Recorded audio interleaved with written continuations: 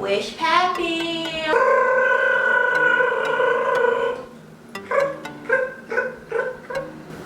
Anyway, I know I'm weird, guys, but anyway, what is poppin'? What's crack-a-lackin'? All my beautiful creatures of this world, of the universe. Welcome to another awesome episode of History with KP. Now, I'm just trying to get on a roll with getting more consistent with uploading, guys. So for those of you who have not lost interest and have kept watching and sharing, thank you so much for your support.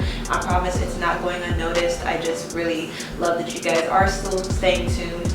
Because I haven't been the most consistent, but it's coming. I'm only getting better with time. So thank you for your patience and actually still watching my videos. The episode actually is going to be very interesting. And if you paid any attention to your high school history classes, then you probably know exactly the details of who I'm going to speak about today, or the topic that I'm going to speak about today. So it should be really interesting. So I'm going to give you guys a little bit of a hint. Alright, so here's my little poem. First, beheaded and died. Divorced, beheaded, survived. Alright guys, so I'm going to let you guys think about that and let it simmer in your mind. And we'll be right back after this cute little theme song of mine. Alright? See y'all soon. Divorced, beheaded and died. Divorced, beheaded, survived. I'm Henry VIII, I had 6 sorry wives. Some might say I ruined their lives.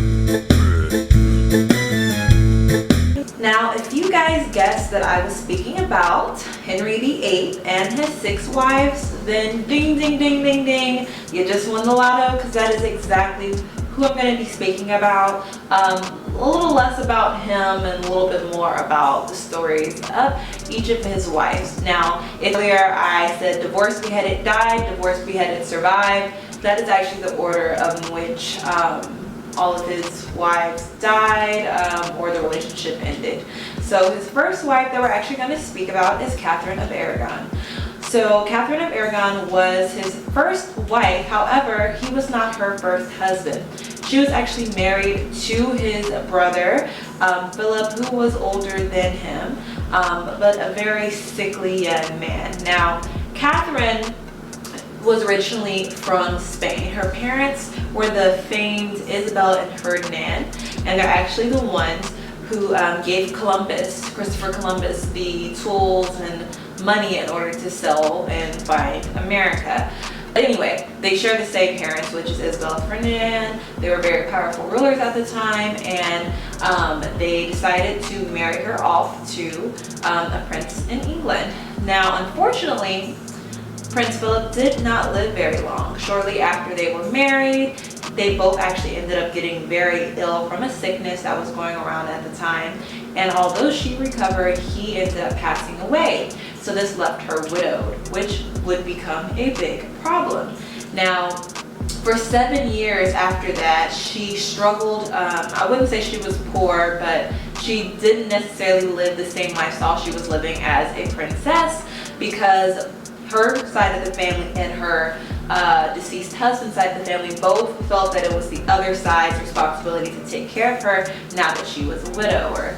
However, neither one of them stepped up to the plate, so life for her became a lot more difficult. She had to get rid of her servants, who were actually African slaves, and actually believed to be some of the first recorded instances of Africans being in Europe. That is supposed to have been where some of the first descendants or the first people from Africa lived in Europe or in England.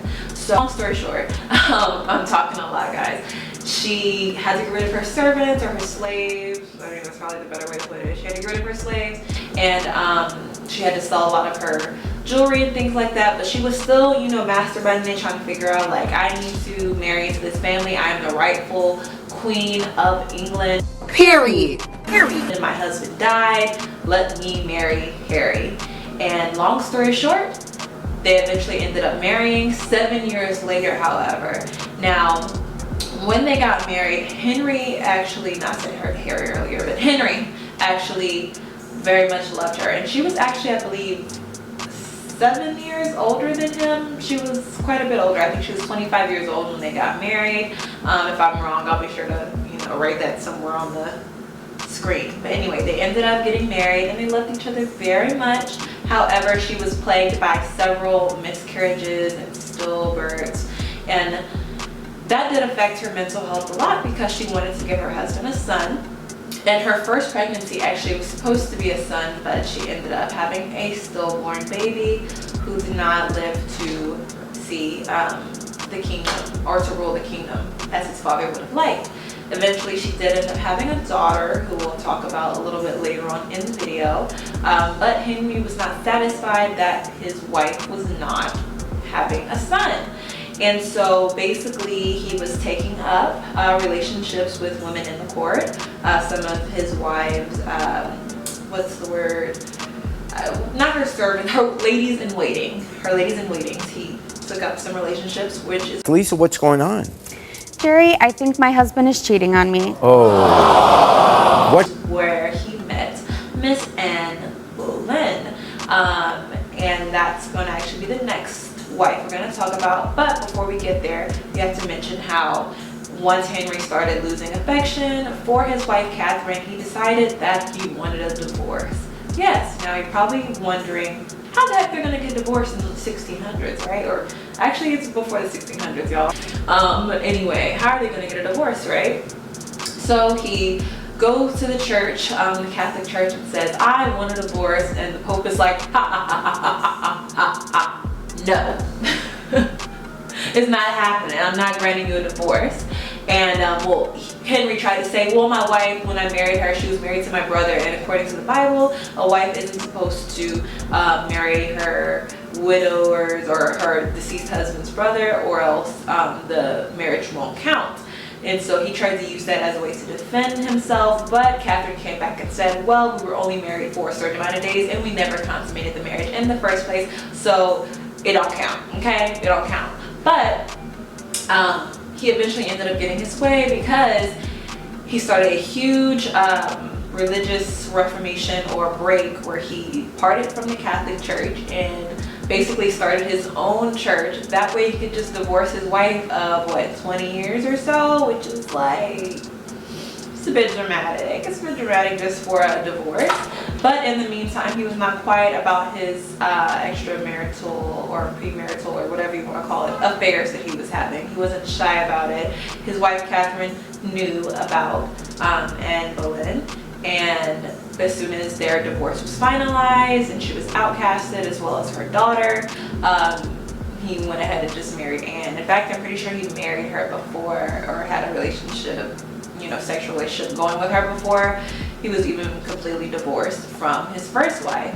And Catherine, until the day she died at the age of 50, she still claimed to be the Queen of England. She did not believe in divorce. She did not believe that Anne Boleyn was the new queen. Period. Because you guys have to realize she was a well-loved queen. Everybody loved her, okay? She was educated, she was beautiful, she was a fighter, she went to war, and she did a lot of things that a lot of other women at the time did not do. And she stressed the importance of women being educated, and her daughter ended up being super educated because of this. Otherwise, maybe she wouldn't have had the extreme, or not extreme, but the high level of education that, you know, she did have if her mom didn't fight for her to have that. So long story short, until her dying day, she actually claimed that she was still the queen, even though she was not. And they said after she passed away, they took a look at the inside, you know what they do, and they found growth on her heart. And some people say, oh, it was because of a broken heart, or it's because someone poisoned her, but it's most likely that she actually had cancer. They just didn't know that that's what it was. But that is how the first relationship of Henry VIII went with Catherine of Aragon. So now we're going to get on to his second wife, Anne Boleyn. She was the infamous second wife, and we're going to get into that now. So in 1520, sisters Mary and Anne returned from the French court to England when Henry and Mary actually began to have an affair with each other. This is while he was still married to Catherine, and before the divorce was finalized.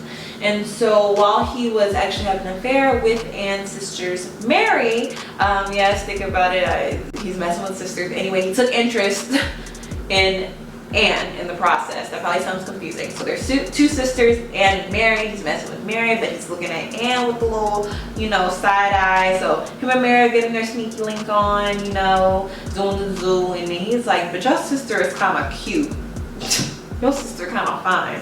So then he takes interest in Anne. He's inviting her to his bedroom chambers or whatever, and she's not interested in being a mistress. She's not interested in being a mistress at all, actually. And so she just keeps denying his affection, but eventually I guess she falls into the trap. And before his marriage was officially annulled, she and Henry they got married. All right, so then now Anne is the new queen, and her sister is pushed aside somewhere, probably still a part of the court, but no longer you know, having an affair with Henry. However, if you're interested in history, I'm hoping if you're watching this that you are interested in history, but anyway, so he ends up marrying Anne, the other sister. Now Mary was supposed to be the beautiful one, Anne is supposed to be the smart one. She seems to just be an overall better match for Henry than Catherine was, because number one, she was younger. Number two, she was well traveled. She spoke different languages. She got to spend time with the French court. She carried herself well. She was very smart. So it was just a good match. And he really was super into her. And that first year of them being married, she actually got pregnant with a baby girl who she ended up naming Elizabeth, who would later go on to rule England. But anyway, so she had a daughter, which was great. And he loved his daughter, he loved his wife. However, she kept having stillbirth after stillbirth after stillbirth after stillbirth. And Henry really wanted a son, the same way he really wanted a son with his first wife, and it didn't happen. Now, I want you guys to realize that back then, men didn't realize that it wasn't all the woman's fault if she couldn't have a son. So he was blaming it on her. You know, maybe she's doing something wrong. Maybe something's wrong with her. It couldn't possibly be me. Why do I keep, producing girls? They didn't understand how that could, possibly happen. And so for him, in his head, he was like, well, she must be cheating and she must be sleeping with someone else, because I know I'm not shooting, girls only. That probably sounds really bad, but this is basically what his thinking was at the time. So he started to get tired of her and bored of her, and actually he started having affairs with other women, and she started to get super jealous about it. Like, that's my man, roll back up, get up out the castle. Her and a friend of hers tried to get one of his mistresses taken out of the court, and they actually both got in trouble for it because he liked this mistress a little too much to remove her from the royal court. But long story short, he really got tired of her. And also, she was very flirtatious. She actually was known for being flirty when she was in France. That's just the way that they communicated, and it's what caught his eye. But he didn't want his wife to be that way. He wanted her to change. He didn't want her to flirt. He didn't want her to act a certain way. And so it made it a lot easier for him to point the finger at her, saying, oh, my wife, she's flirtatious, she's social, this must mean that she's cheating on me. And so ultimately he claimed that she was cheating on him with 3 other men, one of which was her own brother. So this went to trial. They sent her to the court, and she was going up against she was going to court to fight a charge of incest and adultery, and I believe something else. So long story short, she ended up losing this court battle, and instead of her just going to jail for a little while, no, off with her head, right? Just because you just gotta cut the head off. That's all you can do. There's no way to send her off somewhere. There's nowhere to put her in prison. Instead, we're just going to claim that she cheated even if she didn't, and we're gonna have her head removed. So she actually was beheaded, and she did a little speech before, which, very short, she was beheaded, and he was already on to his 3rd wife shortly after. And we're gonna get into wife 3. I do want to let you guys know that this is going to be a 2-part series. So today I'm actually going to be just talking about the first 3 wives, and then next week it'll be the other 3 wives. Gotta split it up when you marry so many people. It's kind of hard to tell the story of 6 marriages in one video. So we're gonna get into the third wife, whose name is actually gonna be Jane Seymour. Now Henry and Jane Seymour actually, or Henry was showing interest in Jane Seymour while he was still married to Anne before he had her off back in the day.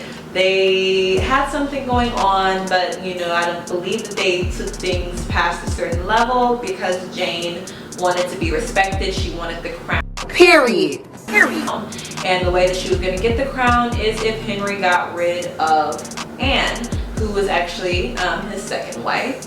So Jane and Anne were actually related. They were cousins. Their mothers were first cousins, and Anne was not happy about the fact that her cousin was trying to, you know, steal her man. You know, she wasn't cool with it, and they actually came to blows. There's recorded information that states that they actually had some physical altercations, some yelling matches or whatever over Anne's husband. But eventually he ended up divorcing, or not divorcing, but annulling his marriage with Anne and having her beheaded along with her brother and the two other men that he claimed she was cheating with. And he ended up marrying her, I believe, like a day after Anne was beheaded. However, their marriage did not last very long because of this reason. Now, she's actually known as the one wife that Henry actually loved, that he actually cared about. He respected her, and it was because she gave him a son. Now, with all of his marriages, you'll notice the running theme here is that he really wanted a son because he didn't feel that a woman could rule. The last woman to rule about 200 years before ended up losing the kingdom, and so he didn't trust that a woman was going to know what she was doing. And so even though he had two daughters, it wasn't enough for him. He needed a son. Now, he had an illegitimate son, but his illegitimate son would not be able to run the kingdom. And so he needed not a biological, because his illegitimate son was his biological son, but he needed an heir, and an illegitimate child would not work. And so when he married Anne, she soon got pregnant right after, and everything was great. She gave birth to the baby. It was a huge celebration. Everyone was happy because, hooray, it's a boy, right? But she actually ended up falling very, very ill, as many women did after childbirth back then. And shortly after, she ended up passing away. So now Henry had a son, but he lost who many believe was his one true love. She actually became the first and the only of his queens to receive a royal burial. He mourned for 3 months and wore only black after her death, which he did not do with either of his previous wives. Neither Anne or Catherine received that treatment. In fact, Anne was buried in an unmarked grave, whereas he actually gave her a royal burial after she passed away. He goes on to marry his fourth wife, but he does have a son for a while. However, he'll end up getting sick and passing away, but we're going to get to that later once we get into wife number 4. But yeah, we're going to talk about that next week, guys. So thank you for tuning in. I appreciate you guys' support. And next week's episode is going to be so juicy, so interesting, so amazing. But anyway, guys, I hope you guys found that interesting. I'll make sure to leave some information underneath the video. Please like, share, subscribe. Okay. I love you guys. Thanks for watching. Bye-bye.